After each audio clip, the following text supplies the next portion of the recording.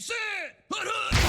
Welcome to the Dynasty Nerds Fantasy Football Podcast, where we discuss Dynasty strategy, rankings, and all things NFL. So get ready to geek out on fantasy football with your host, Rich Dotson. And welcome to the Dynasty Nerds Fantasy Football Podcast. I'm Rich Dotson. He's Matt O'Hara. Hey, hey. He's Garret Price. How's it going? And lurking in the dock, Jared Wackerly. Hey. And he's here. You don't hear much of him, but he produces the show. He sends us stuff that when we need to be sent. Not as often as we like, but hey. Sometimes he does. Everybody get better at their job. Attention. Everybody can get better at their job, and that's what we're here for. You know, he's an intern. We'll classify him that now. And, Whoa. we'll get back. Wow, steep demotion. I'm just kidding. Kick you in the nuts later. Promoted to intern. Nice work. Congratulations. Good job. We're about baby steps and making progress here at Dynasty Nerds. So we're back with our last divisional breakdown in the NFC. It ends with the West going way out west.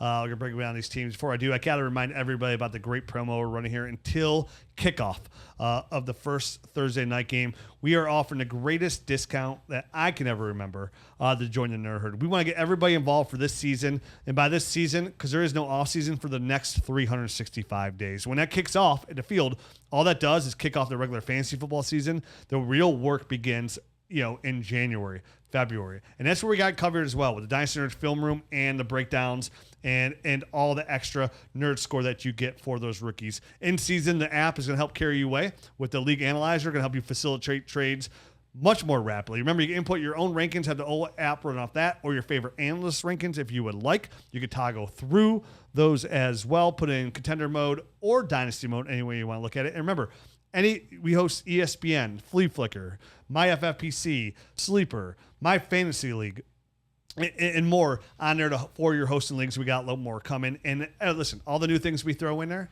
they're included. So take advantage of that. 30% off with the code NERDS30. NERDS30. The code is NERDS30. You'll get 30% off your membership. The best discount we have given yet. And I'm sure when Black Friday comes, I'll be saying it again. But It'll be up until September 4th.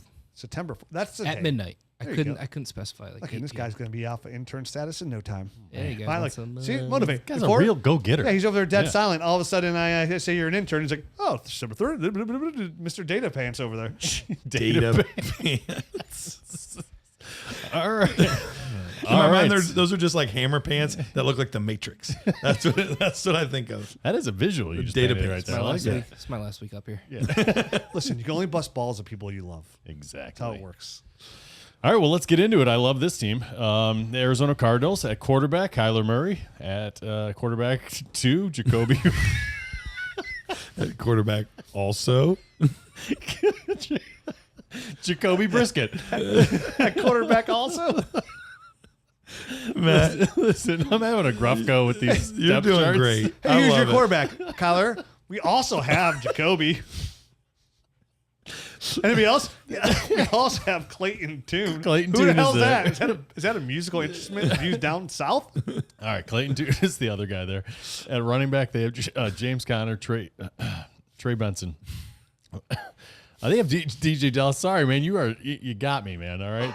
At tight end, Trey McBride. You skipped DeMarcado. Oh, did I? Oh, I did. Amari Start over. DeMarcado. I can't even say it. That's why I skipped it. That's All why I skipped it. I was hoping nobody knew.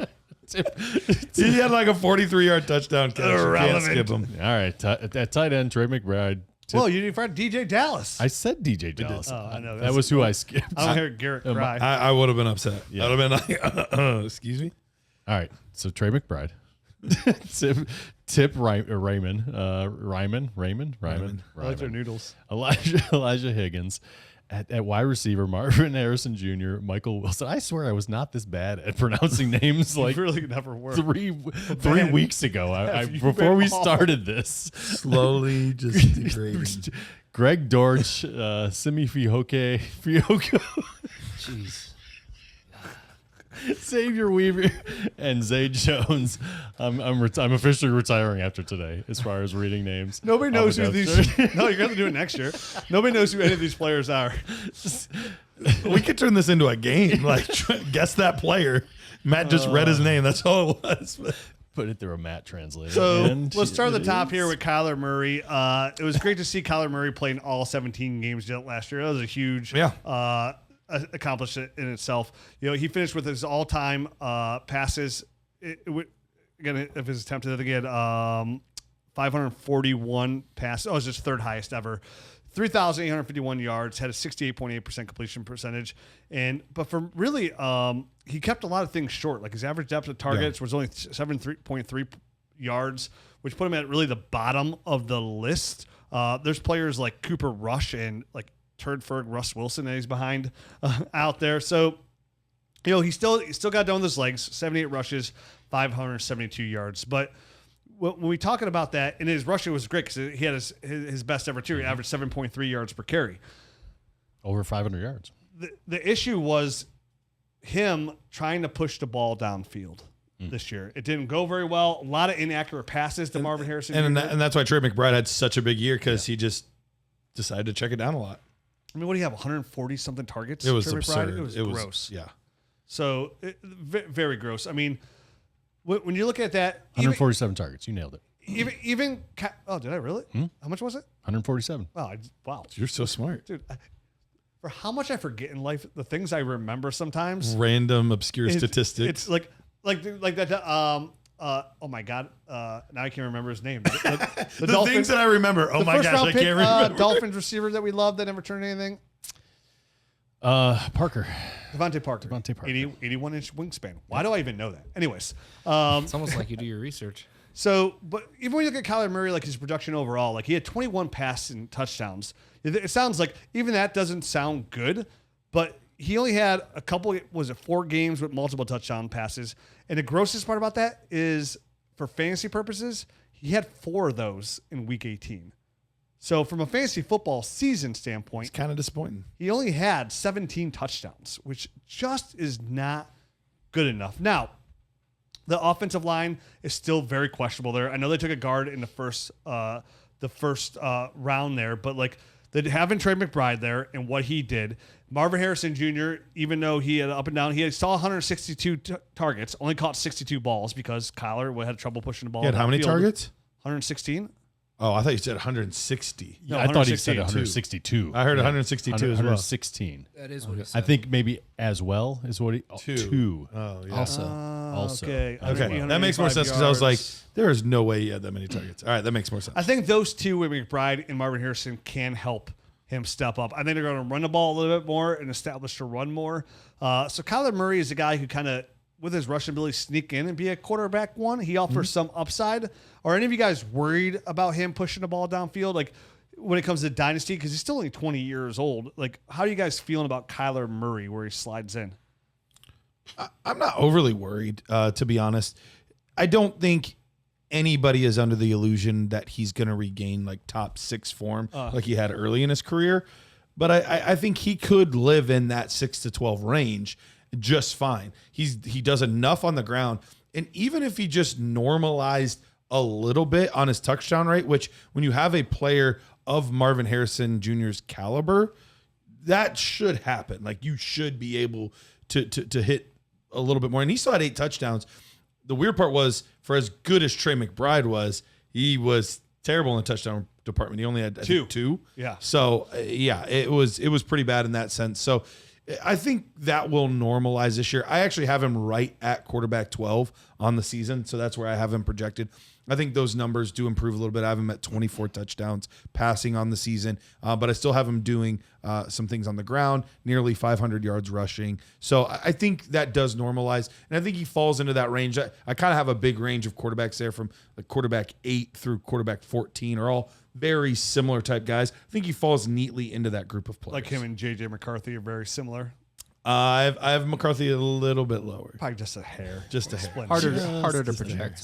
Much harder to project his upside, how much higher he could finish. I will say this, though. For as much flack as I give you on the J.J. McCarthy, I do think there's a world where he is a top 15 quarterback this year. Like I definitely see that as a possibility, and maybe even a top 12 guy if everything goes perfectly. So I don't think that that's crazy. Oh, I know. I just like to say it's It's like an inside joke at this point till it comes in and like. So I wasn't sure if you had happens, like an endorsement where every time you say his name you get a quarter or something like that. Nah, but like once you know how it is, once you plant your flag, you're going all in until you land on the island and find gold or the ship sinks. Either way, I'm gonna keep going with it until I can't go with it anymore. I mean, all right. So back on to Kyler Murray for me. I think he has a chance to kind of have a little bit of a step up this season. Obviously, Marvin Harrison being in the second year and them kind of having another offseason to build some chemistry, I think will help on some of those deep passes.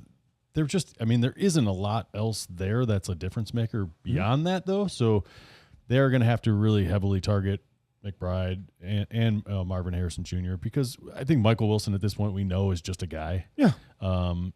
Zay Jones is kind of getting some weird buzz and run right now as a guy that's getting some kind of chemistry with Kyler Murray as well. As crazy as kicking out a window in a hotel.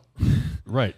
Dortch always ends up with a weird stretch every year too, where it's like for 4 games he's wide receiver 3, and then he's like disappears. Like it happens almost every year. Yeah. So I mean I think it's going to take Marvin Harrison kind of taking a big step for Kyler Murray to get or kind of even maintain where he was at, maybe go up a little bit. So I do kind of think that's a natural progression. For what it's worth on Marvin Harrison Jr., when I went through my projections, he ended up being wide receiver 16 overall for me, which for some people that'll be disappointing. I know they would like to see that. Twice as good as last year. Yeah, honestly it is. So I have him for 135 targets, 84 receptions.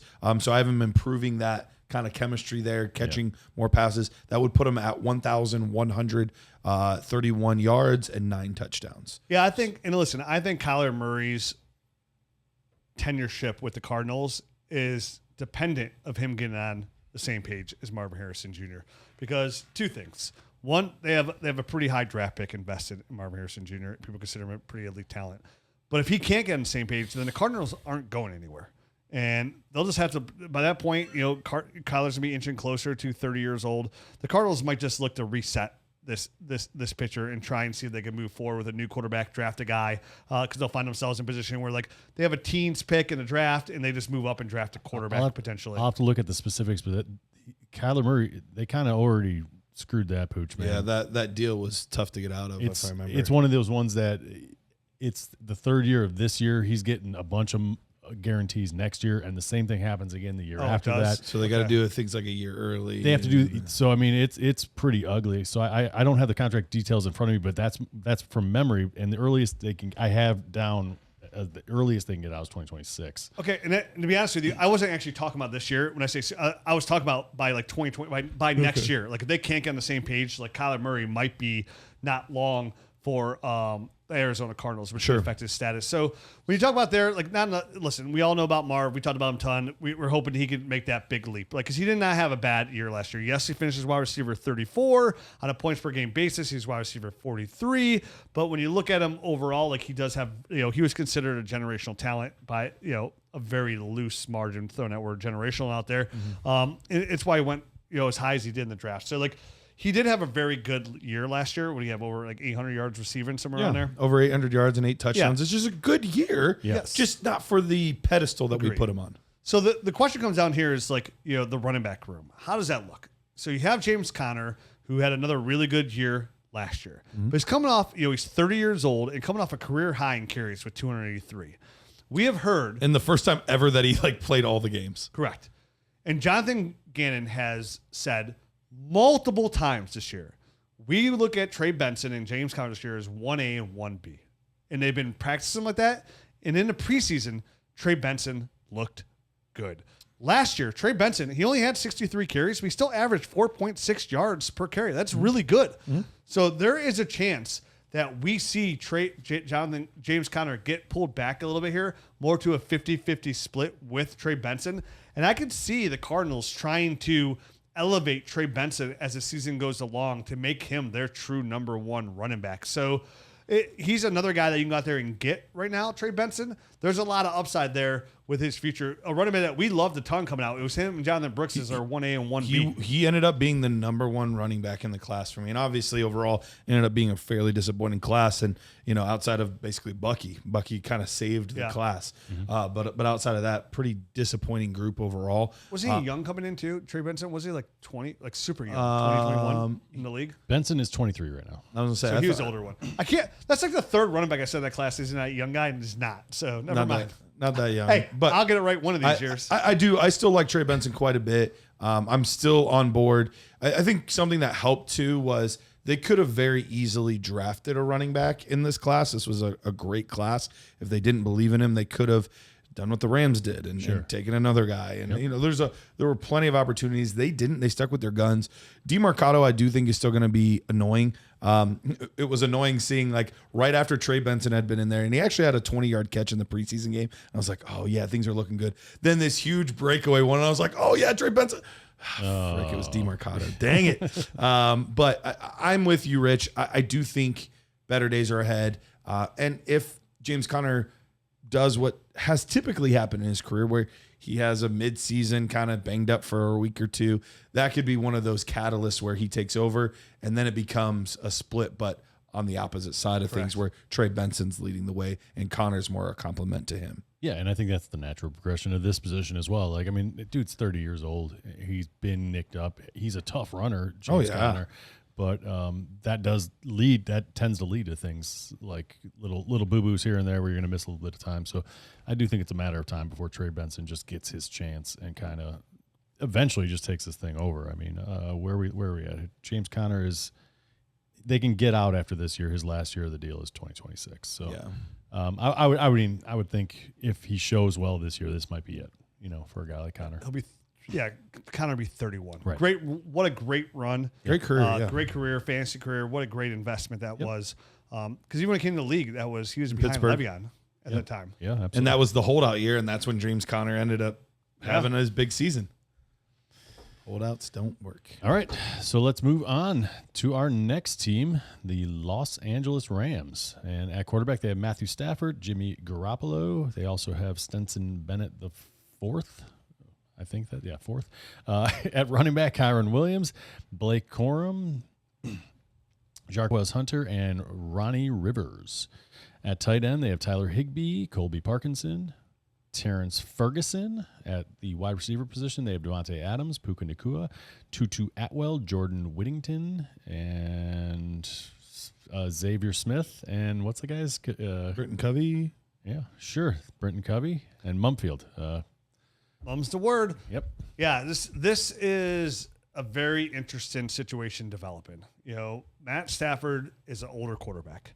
Mm-hmm. He's got some bad back issues going on right now. And to the point where what's really now starting to become concerning is McVay was like, it's coming along. It looks pretty good. He should be practicing by this weekend coming through. Not practicing. It's Tuesday. He hasn't even dressed yet. Yep. He hasn't even dressed. This is devastating news. He's getting epidurals. Yeah, no on his back. Yeah, that's the thing that they give pregnant. Baby yeah, that's the thing that they give ladies who are pregnant for birthing babies, so they can't feel anything from their waist down. I mean, that is not great, Bob. That is not great. No, not at all. So, I mean, do the Rams make a move? Do they trade for a guy like Kenny Pickett? Do they trade for like a quarterback? Possibly, but I think that's part of the reason why you have a guy like Jimmy Garoppolo. Yeah, that's true. He's not an amazing quarterback, but I mean, he led a team to the Super Bowl. He can run this kind of offense. I think this is how pissed is Davante Adams. Right? I know, right? He gets him back. He literally had to play with him and with the Rams. He said, "I gotta get the hell out of here before this dude gets me killed." He's back.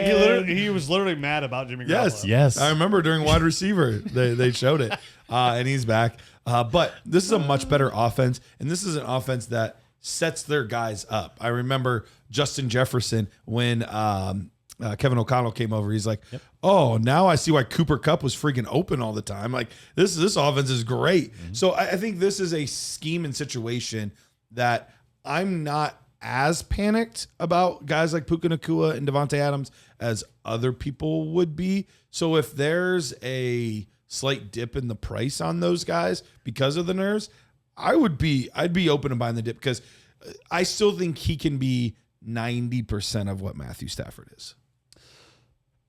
Okay. That seems like a high number. That's to a me. very high. Yeah. Stafford Production Garner- wise, Yes. production wise. I don't. Okay. Yeah. I don't know about that, but I mean, Stone Temple Pilots. There's that song, "Half the Man I Used to Be." That's what I feel like Jimmy Garoppolo. You think is. their numbers are gonna be cut in half? No, I think Jimmy is not even sniffing Matt Stafford. He looked completely Never, washed in never. Vegas with Adams.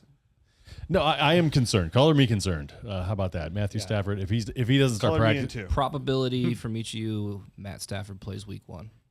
I would say 40% right now. this is super uneducated, but I'm Yep. going to say 25%. Yep, we're just guessing off. I'm just nothing. pulling a number out of my butt though. 26%. Ooh, yep. All right, there we go. That's the one. That is Slightly the one. better than a quarter. Slightly better than me. Yeah, I'm really concerned. It's Yeah. like, dude, when you're like a back is not something to mess with, and he's an older quarterback. and he's had back issues before. yeah, Right. Yeah. This is not new. He always plays through injury, though. He does.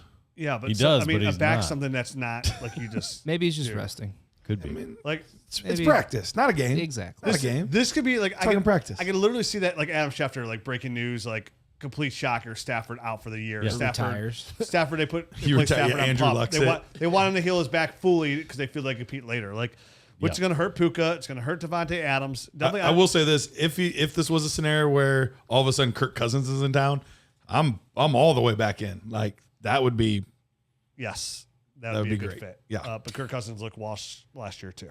Well, you I never would take Kirk Cousins 100 times out of 100 over Jimmy Garoppolo. Oh yes, absolutely. know. Yeah, I Absolutely. need seconds Especially on that. in LA. yeah.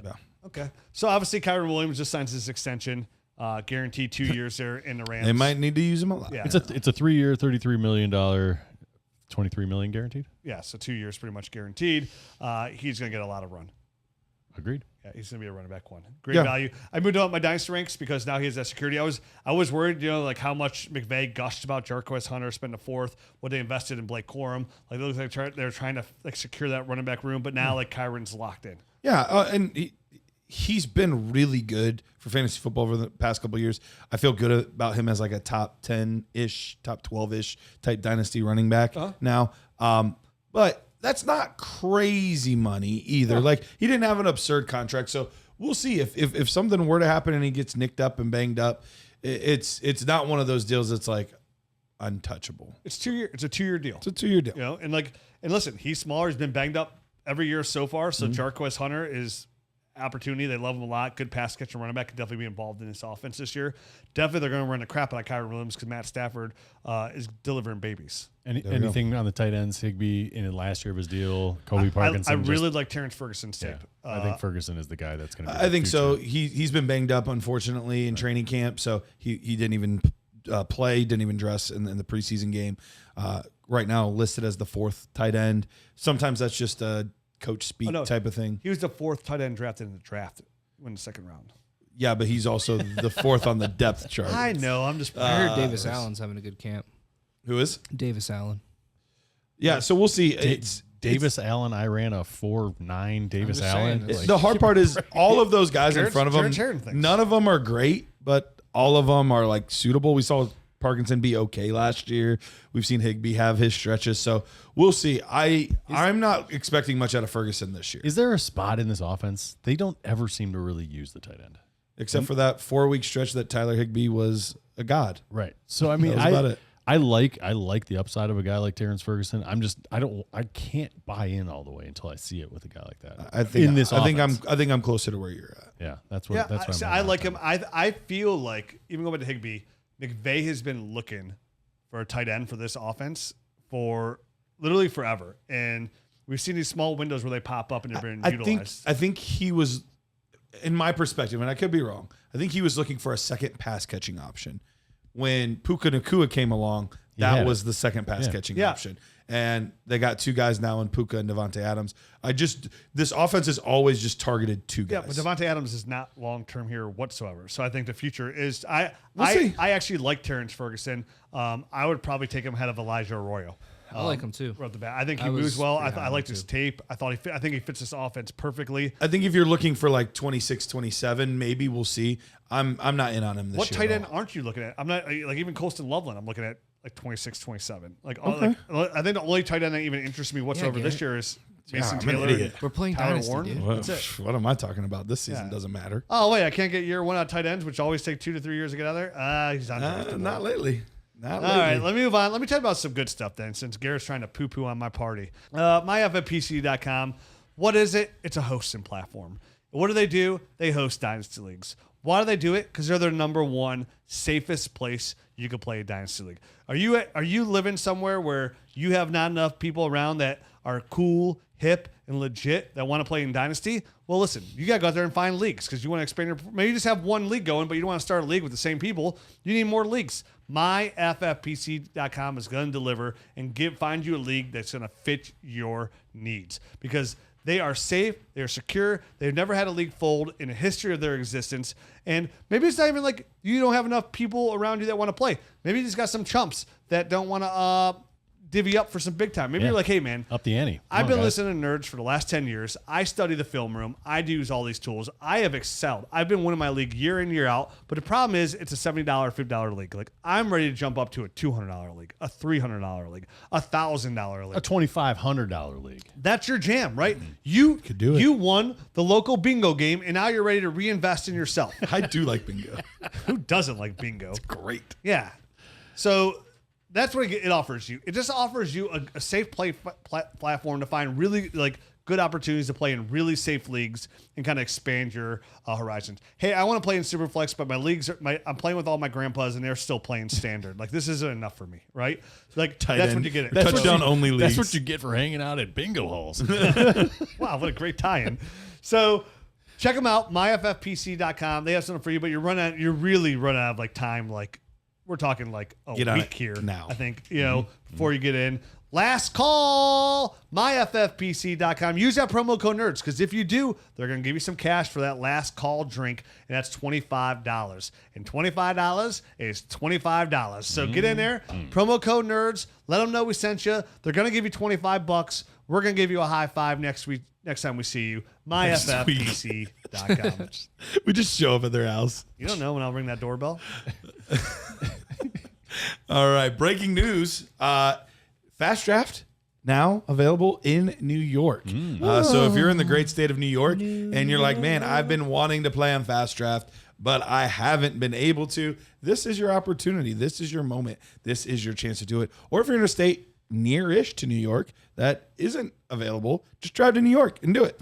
Draft there. Best of all, you put in $10, we'll match it. You put in $50, they will match it. So you can double your deposit up to $50. That'll give you $100. And they have some great tournaments you can play in. You can win a lot of money. So that in and of itself, just being able to win money on a best ball platform. I feel like these guys don't remember that we're on video as well sometimes. I just don't know. We're just Matt was showing Rich. Checking the tribe score, son. Yeah, back-to-back homers. Jose I and thought they were boobies or something. Look, now you Carmen ruined Zarda. it. They could be sitting here, but wow, I wonder what Rich and Matt were looking at their phones. And we would tweet at them the tribe score, suckers. Anyway, head on over there. Fast Draft. Use promo code NERDS. When you do that, you will have a full year absolutely free to the Nerd Herd bundle. That's basically everything that we have here at Dynasty Nerds. If you're already a member, that's fine. Just put promo code NERDS. We'll send you a $25 gift certificate to our merch store. You can use that. Make sure you use promo code NERDS. Fast Draft. Didn't know his actually, ad reads were my full-blown attention. I know. I was actually showing Rich my bingo card. Oh, is that what it was? Your bingo card? Yeah, get over it, man. Oh, God. What? For what? I like bingo. You Yeah, just who doesn't play like bingo on your phone? why not? Yeah. Random numbers pop up, and you're like, I got it. All right, Grandpa. Dude, people get so butthurt about bingo. I did live bingo this summer. In-person bingo. Yeah. It is great, man. I'm there just for that entertainment. Flipping tables? The people getting angry about somebody else winning bingo. Dude. You're reading too fast. Slow down. Be what?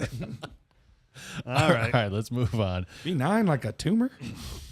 Let's move on to the San Francisco 49ers. At quarterback, they have Brock Purdy, Mac Jones, and Curtis Rourke, who apparently has been looking pretty good in camp. At the running back position, they have Christian McCaffrey, Isaac Guerrero, Jordan James, Patrick Taylor, Keyshawn Vaughn. They just signed Jeff Wilson. Because I think both Guerrero and James are hurt, right? They are. James just had I think it's like a finger. a finger surgery. finger, Did yeah. he have surgery on it? Yep. I believe he did. Should be ready by week one, pretty Yeah. close to it. And then at tight end, they have George Kittle, Luke Farrell. All the rest of those guys really. Ross Dwelly, all those rest of those guys don't really matter for fantasy. And at the tight end, or at the wide receiver position, they have Brandon Aiyuk, Ricky Pearsall, Jauan Jennings, Demarcus Robinson, Jordan Watkins, Jacob Cowing. Any other of those guys at the back end kind of matter? No, that's about it. Yeah, so look at this team. He finally, like I said he would, signed an extension. Brock Purdy at 25 years old signs a long-term extension, and he's been nothing short of a fantastic quarterback. Every time he's taken a snap, he's been a quarterback one every single year. The best value, in my opinion, when it comes to startups at your quarterback is Brock Purdy. Produces in this offense. And when you look at who he's thrown to right now, Brandon Aiyuk, we just saw Kyle Shanahan come out saying, hey, we hope to have Aiyuk back after week 6. So doesn't sound great. Doesn't sound great. That's a hope and a prayer. You know what I mean? All right. Jauan Jennings dealing with that calf issue. Yes, there is concern there because that calf issue is going on during OTAs as well. That's concerning. Well, calf issues, if not properly treated, can roll into Achilles issues. I mean, and all that kind of stuff. All that stuff's interrelated. So you got to be real serious about that. So that leaves us with our boy. The freaking Niners are always hurt, dude. It's nuts. It's weird. It's really weird. How the bad. Chargers are bad too.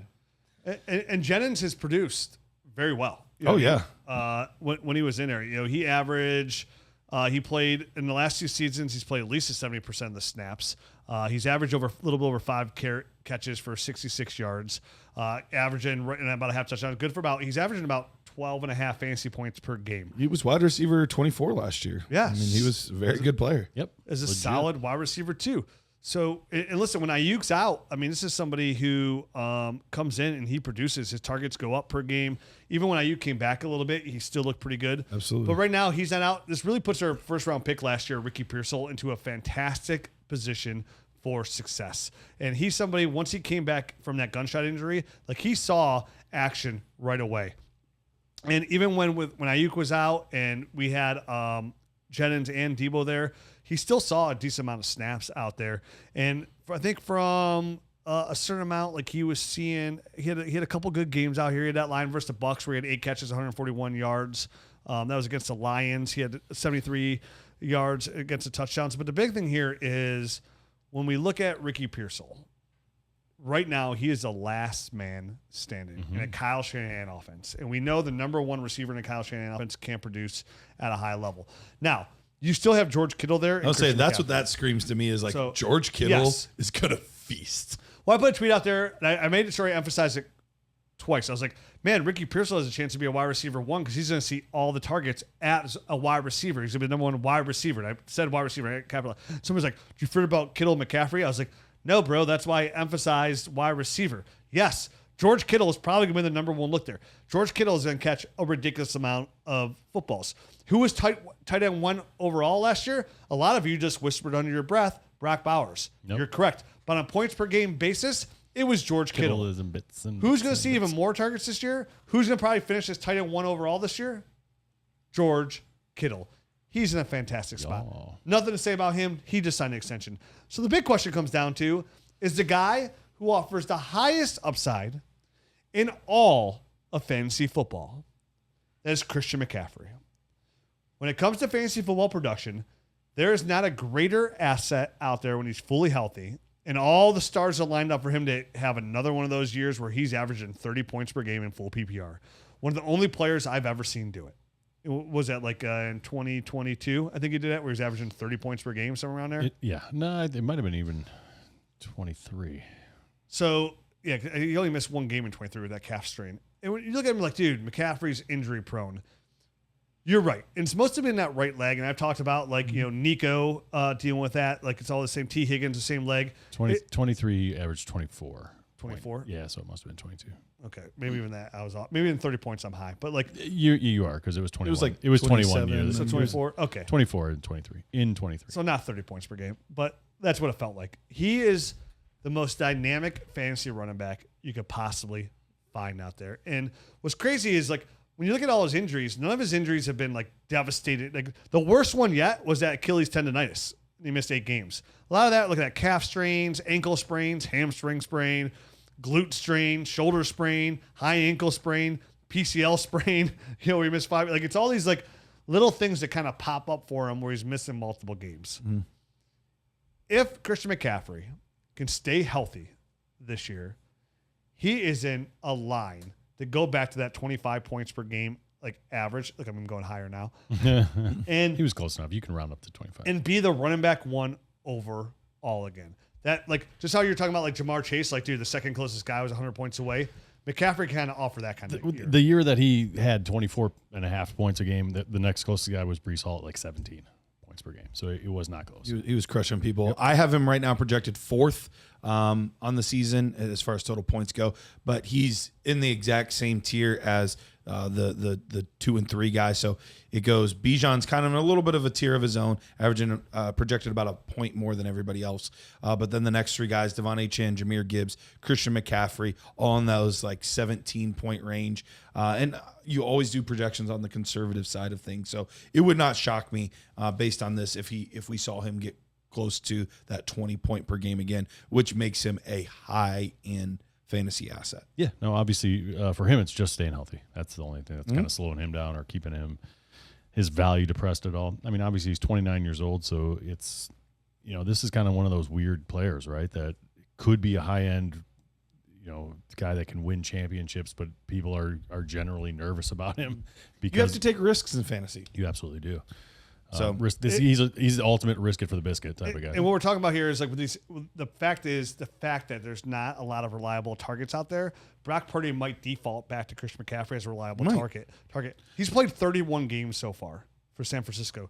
He's had 167 targets. He's caught 134 of those in those 31 games. So almost like in a 2-season kind of thing. Puts him on pace to catch on average, if you average it all out, about 73 catches on average there. This year, we could see even more. He could approach that 75 to 90 catch mark, which would put him into that super elite, like game-changing championship caliber player. So this team is kind of difficult when you look at it because, we talked earlier about Saquon Barkley, like Will Shipley. That's the guy you really want to own if something were to happen. And there's other guys that it's real obvious. It's Tyler Algier if it's Bijan. We think Isaac Guerrero is probably that guy, but he's already banged up, and this whole team has a history of just losing running back after running back after running back. Is there somebody that you are trying to prioritize to have as a backup to him, or do you just kind of throw your hands up and say, like, I don't really know. I'll do my best if something happens. I think they're all worth having. Every one of them. Just try to get them all. Whoever makes the roster. Catch them all, Pokemon style. Baby. Jauan Jennings. I mean, I really do like Jordan James, but I can't guarantee that he's going to be the next man up if Guerendo's healthy. So that's why I can't. Guerendo's the next guy up. Yeah, I mean, that's what I would imagine. But is he healthy? And that's, who knows? Patrick Taylor could be back, and he looked okay. I mean, wasn't great. They but bring in a guy like Jeff Wilson for a reason because he knows the offense. He's a veteran guy that they can just plug and play here. Dalvin Cook's a free agent. I mean, who? He might. So's Bo Jackson. I think Shanahan can make anybody look good. So am I. I mean, for that matter, I guess I don't know. Like, I'm not. I'm retired. What are we doing here? So I mean, that's where I'm at. It does feel like Pokemon. Just grab them all. Yeah. All right.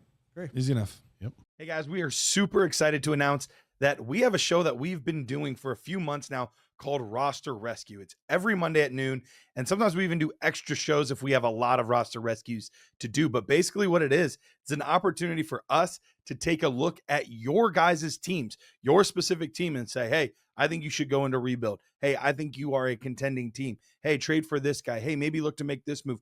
We get eyes and hands on your specific team. So if you want to do that, go ahead and head to the website, go under the store tab, and go down to Roster Rescue. Go there, use promo code RESCUE10, and you'll get 10% off. So head there today. It's a great opportunity for us to come rescue your rosters. All right. So moving on to our last but not least, last team you have to read for 2025. Yes, I can't wait. Can't wait for 2026. So the Seattle Seahawks at quarterback, we have Sam Darnold, Drew Lock, and Jalen Milroe. At running back, we have Kenneth Walker, the third, Zach Charbonnet, George Hulani, and Damian Martinez. Anybody else? No. And at tight end, they have A.J. Barner, Elijah Arroyo, and Eric Saubert. And that's about it there. At the wide receiver position, Jackson Smith-Njigba. kind of. Jackson Smith-Njigba, Torrey Horton, Cooper Kupp, Jake Bobo, Marquez Valdez-Scantling, Drake Young, and that's it. Oh, Ricky White III, who's a guy who I kind of like. So I'm going to mention him. This team is, kind of the opposite of what we had with the Eagles, where it's like, there's not much to talk about. Everything's like set and the same. And this whole team is very different. New offense in here, new quarterback in here, a lot of new faces, new names, draft pick quarterback as well. That's kind of intriguing. Yeah. This is one of the more intriguing teams. I don't know how great they're going to be for fantasy purposes overall as a team, but there's definitely a lot of intriguing names. As far as Sam Darnold goes, how do you guys feel about him outside of Kevin O'Connell's offense? Because was it him? Was it O'Connell? Was it somewhere in the middle? Has he figured it out? Like he's been a tough one for me to really figure out in Sam Darnold. I mean, this is Clint Kubiak, right? Mm-hmm. So it's a branch of the same tree dating back to like his dad and Shanahan, right? So there's like some crossover in this. And that's who was there in New Orleans last year, which first couple of weeks he looked brilliant, and then it just all fell apart. Offenses of all time. Yeah. The first 3 weeks was amazing, and then everything fell apart. Yep. Yeah, for me, it's tough to tell. Like, it's gonna be hard to judge because his offensive line's pretty bad. It is. I think I even messed up when I said Arizona took a guard in the first round. These guys took a guard in the first round. They took Gray Zabel in the first round of the 25 draft, and the offensive line's been a mess over there. So that's interesting. And we know that Kubiak said like they want to run this offense through Kenneth Walker this year. And I mean, just look where the head coach came from, the Baltimore Ravens, right? I think that's kind of the model they want to go after here. Run the heck out of the ball, play good defense. And they've got two good running backs to do it too. Right. So and they got two really good savvy route runners and keep things short, in Jackson Smith-Njigba and Cooper Kupp there. They got a guy who could take the top off, a really intriguing rookie in Torrey Horton there. Yeah. He's looked really good in camp. Fantastic. Should be on everybody's dynasty roster, maybe a sneaky trade candidate. But for me, Sam Darnold, like hopefully he could do enough to like he won't. You gotta give him props. I mean, he picked the Vikings, even though it was a fantastic team, but he still went 14-2 when he was going into play. Crazy. He had a chance to have the number 1 seed in NFC. They would have beat the Lions and have a first round bye. Like he did do that, and he still put the ball where it needed to be. And it's easy to say we see a ton of quarterbacks go into good situations and bomb. So maybe this was his breakout year. He took a big step forward. So we'll see. He got the contract. He's got some good weapons to throw to, reliable weapons in Kupp and JSN. And I think they're going to run the ball enough to kind of give him that opportunity for success. I just don't know if he's probably going to fall in like more of that Andy Dalton range where like his ceiling's like QB probably like 18, somewhere around there, which is still a very valuable asset, right? Yeah. It's still a high-end solid scorer. quarterback too. Even if he's a quarterback 22, like it's still an asset that you're putting in your lineup every single day. In Superflex, yep. So what I'm most intrigued here for is honestly like, Cooper Kupp, he's old. Does he do anything left? Okay, if he does, this is about it anyways. Jackson Smith-Njigba, I think we all still believe in, still super young, 23 years old, kind of stepped up as a wide receiver 1 last year. I look for that to continue. They draft Elijah Arroyo in the second round. Mm-hmm. Really good reports of him coming out of camp. It really comes down to what does Kenneth Walker do? Is he a championship caliber running back? They said they're going to run this offense through him. Is he healthy? That's the biggest question, honestly, because we've seen him in the past be a very effective running back. But last year, his numbers were bad last year on a yards per carry basis. And while, yes, you can blame a lot of that on the line, Charbonnet ran with the same line, had like a yard more per carry, so significantly better. But we've seen Kenneth Walker in short spurts be great. Mm-hmm. I mean, just absolutely great. This should be the right scheme fit for him. So all the things are aligning if he can stay healthy, and that's a big if. A big, powerful running back that has the speed to get to the edge. I always loved it about Kenneth Walker. And we saw a big step forward last year. He caught 46 passes. That's his best yet. So that's really intriguing. But you're right. When you look at PFF, of all the running backs to have 100 carries here, he was 42nd. This is out of 46 running backs, right? He was 42nd in yards before contact per attempt. But again, the offensive line doesn't help that. 30th in yards after contact, and 13 and broken tackles. And so for me, That's what I'm worried about, like the offensive line. Like, how does the system all come together for him? Can he still stay healthy? And for him, it's not even like major leg issues. It's constantly the abdominal midsection issues. It's the same things that pop up over and over for him. So for him to be limited again to 11 games last year. Isn't he already tweaked something now in I can look and see, but that's okay. And he's only 20. And the thing is, he's only 25 years old. Like, he's still a very young running back that people are just really wary on because he can't finish. Like, he's not there when you need him the most, and that's in the playoffs. So he's missed. How many games has he missed? He played in 11 last year. I don't know. I lost the total here. I can pull it up. Keep talking. So for me, he had 7 rushing touchdowns last year. Sideline and training camp with a sore foot. A door foot. He played 11 games last year, 15 the year before, and 15 in his rookie season. Okay. Missed 2 games, and then 6 games. Big thing. So hopefully this is year. It just gets put behind him, and he can play all the years. And if he does, the upside there is definitely with his pass catch and taking a big step forward. He has a chance to be a very solid running back 1 in 2025 and be a league winner. Where are you at as far as like being willing to take that risk? Because he's another one of those high risk, high reward players. Like, as far as running backs go, I want to see where I have him overall. Jared, can you look at our rankings and see where we all have Kenneth Walker? Because I'm not anti Kenneth Walker, but he scares the tar out of me. I know Rich is going to be the highest out of the. I have a running back 15. 15. I have him right behind RJ Harvey. Why do I have him in front of Josh Jacobs, though? I don't have a positional rank on him, but overall, Rich has him at 75. Garrett has him at 70. Matt has him at 71. I have him at 46. Okay. So Rich has him the lowest? Yes. Rich actually has him the lowest. You have him really high at 46. I do. Probably a little too high. You really like Kenneth Walker? I'm looking at it. Yeah. Wow. I do like Kenneth Walker. I remember you liked him coming out, and I like Charbonnet, though, too. I loved him coming out. I really did. I thought he was a big, powerful running back. They had the speed to get the edge, could run inside. Like, really big fan. I have him. God, I got Kenneth Walker ahead of Chase Brown, Josh Jacobs. That's the only guys I really. Josh Jacobs. That one surprised me. Josh Jacobs, I have at like 8 or. Well, no, I think I have him 9 or 10. I'm moving him up. Yeah. I have to obviously behind RJ Harvey, obviously. Yeah, I probably need to move him below Cook and Taylor. Jonathan Taylor, definitely. Yeah, for sure. Let's talk about the tight ends for a second because Noah Fant got cut. Right. Somewhat of a surprise, but some people were saying like, "Hey, this is a real possibility." Now it's AJ Barner and Elijah Arroyo. Mm-hmm. I know, Matt. I remember talking with you about Arroyo in the pre-draft process and how you really liked his tape, but you were kind of waiting to see where he would be drafted because how concerned is the NFL about his injuries? Right. And I remember that being a big conversation point.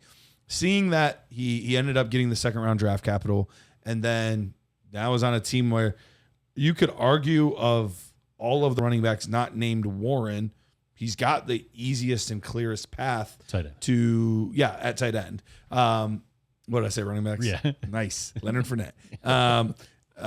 He has the easiest path to potentially get some playing time. How do you feel about him? I mean, I feel obviously after the Noah Fant move, you don't make a move like that without liking what you see out of your young tight end. So I think that is a pretty key indicator that, hey, we love what we're seeing so far out in camp out of Elijah Arroyo. That's why we feel comfortable just getting rid of Noah Fant and getting nothing for him. They just cut him. So you don't do that unless you like what you're seeing there. And going back to my point about them wanting to kind of mirror what the Baltimore Ravens are, the Ravens have 2 great tight ends. So I wouldn't be surprised if they like both of these guys. I could see that as well. AJ Barner and Arroyo. And they really just kind of want to get both those guys featured. And it's going to come down to which one of those guys is the better pass catcher as to who gets featured first. And for my money, it's the rookie. Yeah. So I do think that's going to be kind of the guy that eventually shines. I don't know if that's this year because AJ Barner's got a year on him, in the system, in the NFL, all that kind of stuff. But long term, I would expect that as well. Because you even think back to the Michigan days, Colston Loveland was more the receiving tight end for Michigan. Sure. Barner was more the blocking guy. So that would be my expectation, but we'll see. Barner may have really impressed people. And, if I have Elijah, I kind of want to get Barner too, because they haven't been super open and clear about who's the guy that they really love. I'm getting him as a safety net just in case. I think that's a really good plan of attack. I mean, you probably spent a pretty decent draft pick on Arroyo, and it's good to kind of back them up with Here's another my guy. 5th round pick. Sure, exactly, for almost nothing, which is free what guy. you'd have to do. Yeah. Yep. So anything else here? I mean, the only other thing is, the last interesting fact of the mirroring is immediately going out and getting a guy that's a threat to run at a quarterback. In Jalen Milroe. So do we have any discussion here about him kind of long term, or is he just more of a developmental guy, and we just wait to see if he turns into any sort of a passer before we even start messing around with that? I feel like I've said this during his process, I feel like he's such a long shot to develop into an actual NFL quarterback. And if he does, it'll be gimmicky, and I don't think it'll be long term. Unless he's like one of those outliers going to break the mold like a Josh Allen, which, again, I'm rooting for the kid. It's just I don't really – I think if Sam Darnold fails, I think his whole team just kind of fails. And they'll be drafting a quarterback. And next year's a deep class too. So any of these teams that fall themselves, like any hint of a chance to draft a quarterback, like a game like Saddle with a Sam Darnold contract, like they're gonna be itching to get replaced. Could we see packages for him this year just because as a defensive coordinator he knows how much of a pain, the head coach knows how much of a pain in the butt it is to just have to plan for that week in and week out. And I'd be surprised if he doesn't get 5 snaps a game. Yeah. Just gimmicky. RPO. Give the other team one other thing that they have to prepare for. Yep. And that type of thing. He's such a dynamic athlete. Oh, he's a crazy good athlete. But unfortunately, I lean more towards where Rich is at. Had he been a late first round pick, or even in the second round where like they prioritized him early on day 2, and you feel good. I'd feel a lot more optimistic about them like really giving him a shot. Who's third though? But falling to the 3rd round, like so many guys could have jumped up and taken it. It's kind of like how Shador, I know it's better than Shador, but the same kind of thing is like, if they really were that confident, they're going to prioritize it. And it just didn't seem like a priority. It just feels like a developmental guy. Yeah. Hopefully he does. And he's totally worth the 3rd round pick. You're like, dude, this guy has an arm and he's an athlete like no other with 4.3 speed. Like if we can develop him, like we have an all-pro quarterback. It's just I don't see that. We have a really good running back. Yeah, and you're right. And he's somebody who can't like he's a great draft pick because they could transition him to somewhere like a running back, a tight end, receiver. A slot receiver. Like he's a talented kid. Like he's made it, and he's a rare athlete as well. Absolutely. It's just to play the quarterback at a high level in NFL or just be a starting quarterback at a high level, it takes so much more than that. Yep. It's so hard to do. And I've seen so many Jalen Milroes come and go, but unless you can actually throw the football, there's no room for you. And in today's NFL, more than ever, where the window is smaller than it's ever been on quarterbacks, it's going to be really hard for him to find success. If he's playing, that means the Seahawks are in a bad spot. Very bad spot. I agree. I totally agree with that. I think he's going to have package. If he's the starter, it means things have gone wrong. Things went wrong. Yep. All right. Back next week with our top 12. We're doing quarterbacks first? I think it's quarterbacks and running backs next week. Can't wait.